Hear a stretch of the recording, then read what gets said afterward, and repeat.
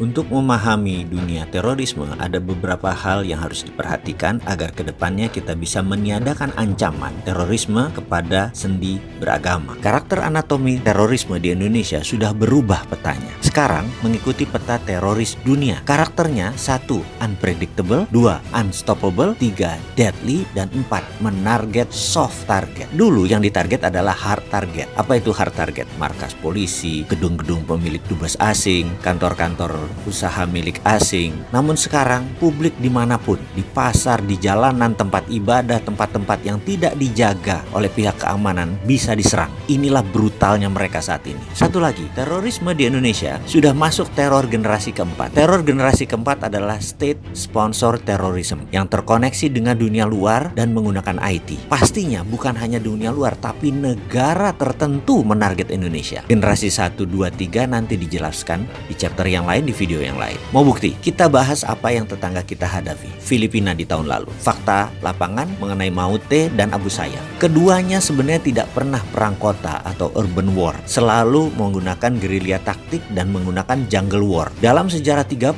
tahun rebelnya mereka itu. Tahu-tahu Maute sekarang serang terbuka di kota Marawi. Urban war, perang kota. Lah kok bisa? Ada 1000 tentara yang mendadak melakukan perang kota dan semuanya pengalaman lagi. Apa yang terjadi? Ternyata ini semua tentara impor. Ini semua mercenaries, tentara bayaran. Ini semua private army. Cara perangnya modern, taktik perangnya modern, senjatanya modern. Inilah yang disebut perang generasi keempat. Berbasis IT, berbasis sosmed, dan disponsori oleh sebuah negara. Bahkan tentara Filipina yang pada saat itu di lapangan lebih dari 10.000 pasukan tidak bisa menguasai Marawi. Bahkan hingga detik ini, casualties atau korban lebih banyak di pihak Filipina. Bahkan 15 pertama tentara Filipina yang mati semuanya di sniper. Mereka sangat spesifik sekali. Lalu bagaimana kalau itu masuk ke Indonesia? Indonesia masih melihat teror seperti kriminal berat dari kacamata pidana. Padahal di seluruh dunia terorisme itu masuk extraordinary crime. Harus pakai extraordinary measurement. Ukurannya harus extraordinary. Pakai extraordinary act dalam rule of engagement.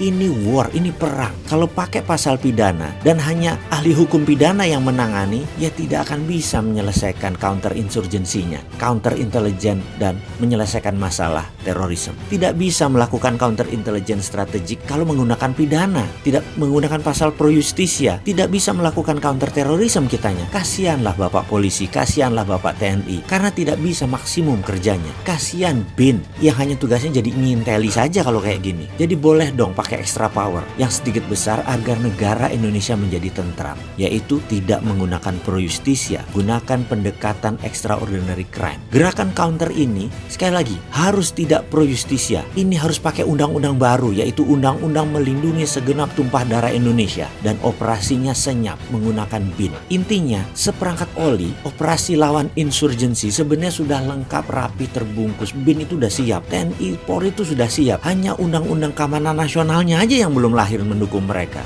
Oh iya, satu lagi yang harus kita ingat. State sponsor terorisme itu tersering pelakunya adalah Amerika. Dan sekedar mengingatkan, Amerika itu tidak pernah menang melawan insurgensi taktik. Sebenarnya kita sudah siap mengcounternya. Kedepan kita harus menjadi negara damai tanpa pengaruh ideologi asing yang suka berperang. Selesaikan mereka semua.